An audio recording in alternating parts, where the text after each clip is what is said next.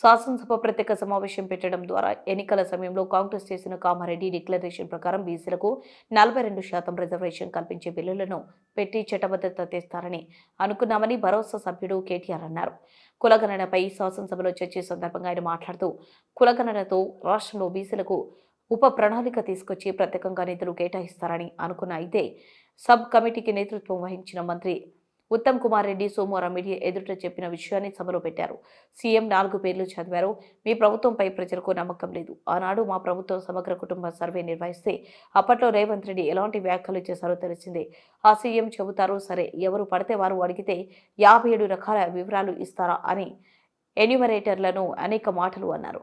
మా ప్రభుత్వం 2014లో పక్కాగా సర్వే చేసింది. నివేదిక వెబ్సైట్లోనూ పెట్టాం. దాని నుంచే నేడు భాజపా సభ్యుడు పాయల్ శంకర్ వివరాలను తీసుకున్నారు. నేతృత్వంలో వేసిన ఏకసభ్య కమిషన్ ఏదైతే సిఫారసులు చేసిందో ఆ కమిషన్ సిఫారసులను రాష్ట్ర ప్రభుత్వం ఇక్కడ ప్రవేశపెట్టింది. ఆ సిఫారసులకు ముందుగా అధ్యక్ష, మొదటి నుంచి ఈరోజు కాదు అధ్యక్ష, ఒక ప్రజాస్వామిక ఉద్యమంగా మలిదశ తెలంగాణ ఉద్యమానికి నాయకత్వం వహించిన పార్టీగా టీఆర్ఎస్ పార్టీ మొదటి నుంచి కూడా ఎస్సీ వర్గీకరణ అంశంలో చాలా స్పష్టంగా ఉన్నది. సంపూర్ణమైన మద్దతు 2001 నుంచి చెప్తూనే వస్తున్నది.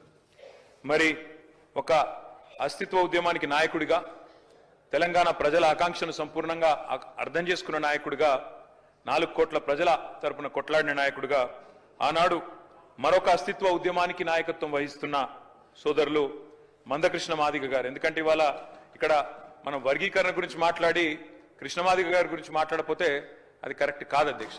తప్పకుండా ఈ సభ కృష్ణమాదిగ గారికి, అదేవిధంగా వారితో పాటు పోరాడి అసూలు బాసిన అమరులకు కూడా మనం తప్పకుండా వారిని గుర్తు చేసుకోవాలని చెప్పి కూడా చెబుతూ, ఆనాడు ఎంఆర్పిఎస్ కానీ, తర్వాత టీఎంఆర్పిఎస్ కానీ, ఇతర సంఘాలు కానీ, ప్రజా సంఘాలు కానీ, సంస్థలు, వ్యక్తులు వారు చేసిన ప్రతి పోరాటానికి ఆనాడు కేసీఆర్ గారు ఉద్యమ నాయకుడిగా అండగా నిలబడ్డారు. ఆ తర్వాత 2014 సంవత్సరంలో తెలంగాణ రాష్ట్రం ఏర్పడ్డ తర్వాత ముఖ్యమంత్రిగా అధ్యక్ష ఇప్పుడేదో ప్రభుత్వం నుంచి ఏదో చెప్పే ప్రయత్నం చేసినారు. మేమేదో వర్గీకరణ విషయంలో వారేదో పోరాడితే మేము అడ్డుకున్నట్టు చిత్రీకరించే ఒక కుయుక్తిని కొంత ప్రయత్నం చేశారు ప్రభుత్వం. మీరు పాజిటివ్ దృక్పథంతో అడిగితే పాజిటివ్ సజెషన్స్ చెప్తాం అధ్యక్ష, కానీ వాస్తవాలను మార్చలేరు, ఎందుకంటే ఇది అసెంబ్లీ రికార్డు.